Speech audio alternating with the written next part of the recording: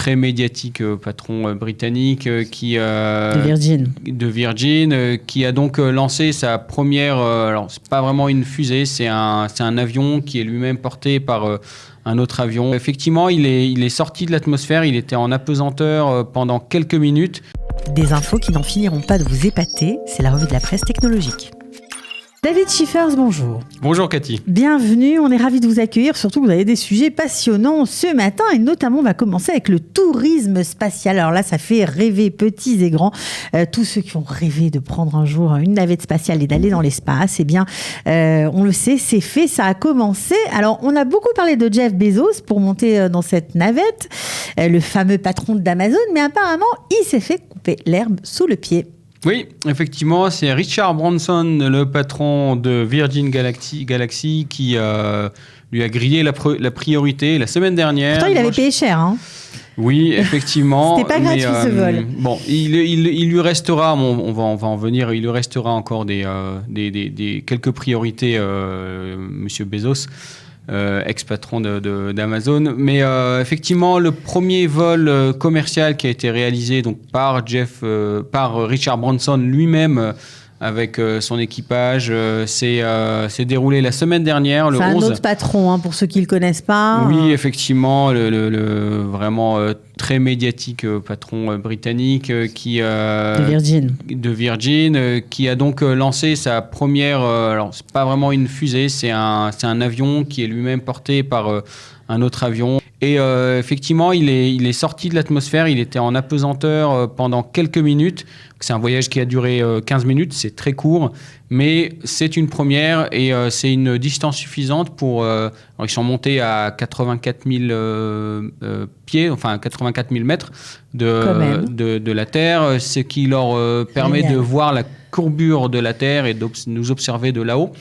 Et surtout d'être en apesanteur pendant quelques minutes parce qu'en fait, ce qui se passe, c'est qu'ils sont lancés depuis un avion. Ensuite, ils ont la fusée qui est sur... donc, c'est un moteur de fusée qui est sur leur propre avion qui se déclenche pendant à peu près une minute, qui les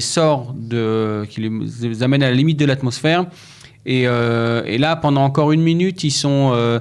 projetés par la vitesse qu'ils ont accumulée et ensuite ils descendent en cloche gentiment. Du coup, pendant toute cette période, ils sont en apesanteur et voilà, c'est une première pour un vol de tourisme et Jeff Bezos, lui, devrait faire de même, mais à 100 000 mètres, donc 100 km demain, le 20. Et donc c'est une nouvelle incroyable. Donc il aura la priorité de ces fameux 100 km. Par contre, ce qui est, on se demande tous quand est-ce que nous on pourra le faire. Pas tout de suite, a priori. Voilà. On va falloir attendre c'est encore pas si loin que ça. Apparemment, dans un an. Dans un an, ce serait faisable. Les premiers riches touristes pourront se payer. Ça coûtera quand même très cher, mais le commandé mortel quand on voit argenté pour la y aller. quantité d'énergie qu'il faut pour sûr. propulser 4 personnes là-haut, forcément il faut payer. Ouais. Bon, en tout cas, c'est génial. On a adoré cette nouvelle. Alors, par contre, dans un autre domaine très terrestre, celui-ci, c'est du côté de Netflix qu'il y a du remue-ménage. Apparemment, certains indicateurs montreraient que Netflix prépare, on va dire, une entrée dans le monde du gaming. Oui, alors ce sont 2 gros indicateurs qui sont sortis et on est en droit de penser que Netflix Game serait dans les starting blocks. Le premier indicateur qui a été découvert la semaine dernière, c'est que l'ancien patron de Facebook Gaming et un ancien CEO de chez Electronic Arts, donc vraiment une société qui fait que des jeux, qui s'appelle Mike Verdu, a été recruté chez Netflix. Et donc, ce qui tend à dire qu'ils vont avoir quelque chose à faire dans le monde du gaming. Et puis, ces derniers jours, donc c'est une nouvelle qui date d'avant-hier, un journaliste, Steve Moser, a découvert dans le code de l'application iOS de Netflix des bouts de code qui font référence à la manette de la PS5. Ah ouais, donc là ils se sont trahis, là c'est clair apparemment. Ah bah là c'est assez clair, oui. Qu'est-ce qu'un bout de code faisant référence à la manette de la PS5 vient faire dans l'application donc iOS de Netflix. Netflix Game vraiment dans les starting blocks. Okay. Alors ça rejoint un peu les quelques news qu'on a traitées ces derniers temps en disant que notamment certaines sociétés s'étalent un peu dans leurs activités, notamment Amazon Prime avec d'autres activités comme vraiment la vidéo. Ils ont racheté le studio, on avait parlé, ils ont racheté les droits de la Ligue 1 de football. Et donc, ça se on voit prépare, que ça se prépare. tout le monde s'étend et tout le monde veut gagner le marché de la console, de l'écran, avec toutes les activités.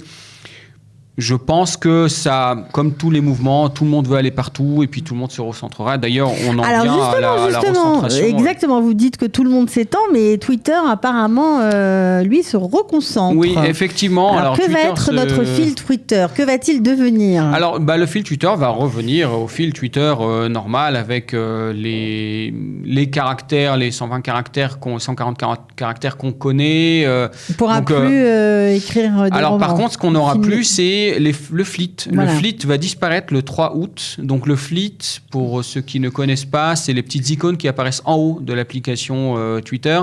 C'est l'équivalent des statuts sur Facebook donc, tout ça, ou ça WhatsApp. Va disparaître. Donc c'est des messages qui sont éphémères, qui disparaissent. Story, et ça va disparaître. Donc voilà, à nouveau, on voit que Twitter a essayé d'aller sur un terrain qui n'était pas le sien, celui de WhatsApp et de Facebook. Finalement, et puis ils font on se recentre. Machine arrière. Voilà. C'est l'occasion aussi de rappeler ce qu'on avait dit il y a quelques mois avec notamment plein de sociétés qui développent tout ce qui concernait la vidéoconférence en ligne pour se faire concurrence les uns les autres. Finalement, apparemment, chacun a compris qu'il valait mieux développer sa propre spécificité. Alors certains vont réussir, d'autres non, et puis tout le monde essaye, et puis quand ça marche, ça marche, puis quand ça marche pas, voilà, on se recentre sur ses activités de base. On a parlé ce matin de Netflix, de Twitter, on va maintenant parler de Google. Apparemment, nous devons faire bien attention à sauvegarder nos données. Que se passe-t-il exactement ? Alors oui, c'est une recommandation de sauvegarder ces données, mais ce qui se passe surtout, c'est une nouvelle techno que j'ai vécue moi-même cette semaine. Attention, à ce jour, il y a 2 applications Google pour synchroniser ces données qu'on a sur Google Drive. Il y a l'application Drive qui est plutôt pour les pros et l'application Backup and Restore ou sauvegarde et restauration plutôt pour les particuliers. Ces 2 applications sont en train de fusionner. Vous n'aurez pas le choix que d'utiliser la nouvelle application Drive. Donc faites attention parce que si vous utilisez Backup and Restore, l'emplacement des fichiers sur votre ordinateur changera parce que ça se met sur un lecteur spécifique. Donc, je ne vais pas trop entrer dans les détails, mais ne soyez pas surpris si vous avez ce message parce qu'on est très nombreux à utiliser l'application Drive pour synchroniser nos données. Et surtout, une recommandation que moi je formulerai, c'est avant d'effectuer ces modifications, sauvegardez bien vos données parce qu'on ne sait jamais. Si jamais il y a un souci pendant le passage d'un outil à l'autre, peut-être que des données peuvent être endommagées. Il est toujours plus précautionneux de sauvegarder ces données avant de faire des manipulations.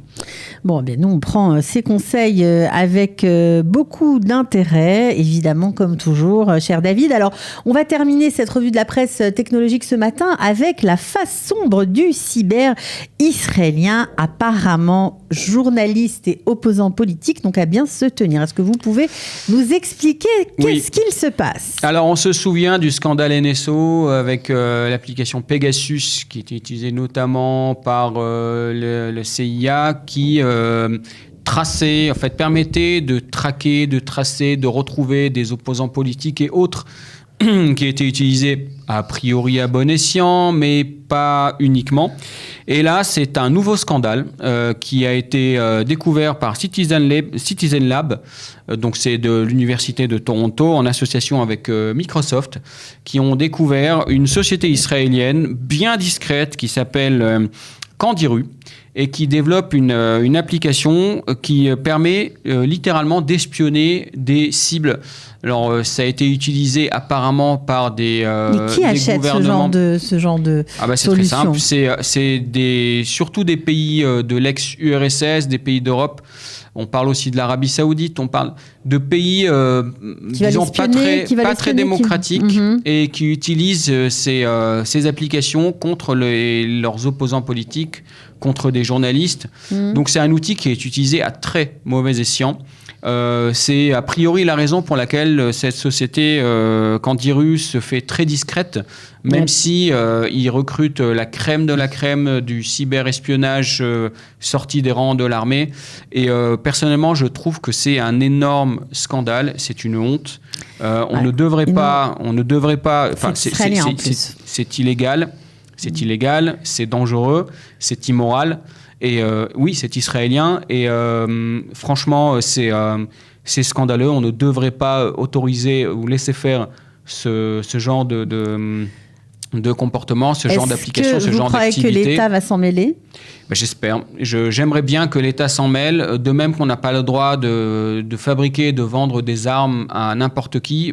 Les cyberarmes, ce sont des armes qui tuent et il y a des gens qui meurent. Et ça sert en général des intérêts... Espionner des journalistes ou des opposants politiques, le but étant de leur ôter la vie, évidemment, bien souvent. Clairement, c'est utilisé à très mauvais escient et ce sont des armes très dangereuses. Et devrait être encadré par la loi et aussi par la morale. Donc, non, gros coup de gueule. Et visiblement, ils ne sont pas les seuls. Ils ne sont vraiment pas les seuls. Il y a beaucoup d'activités de ce genre autour de nous. Et il serait temps que quelqu'un s'en mêle et fasse un peu d'ordre là-dedans. Le business, c'est sympa. Les startups, c'est bien. Mais... il faut encadrer les dérives. Voilà. Pas sur le dos de la morale. Bon, alors en tout cas, David Schiffers, merci d'avoir été avec nous comme chaque semaine. Merci, vous Cathy. attend avec d'autres nouvelles technologiques la semaine prochaine. Je rappelle que vous êtes spécialiste en cybersécurité pour la société Medacom. Voilà, si on a besoin de vos services, eh bien, on peut vous contacter. On vous retrouve la semaine prochaine. Oui, merci Cathy, avec grand plaisir. Voilà, ciao. Au revoir Cathy. Des infos qui n'en finiront pas de vous épater, c'est la revue de la presse technologique.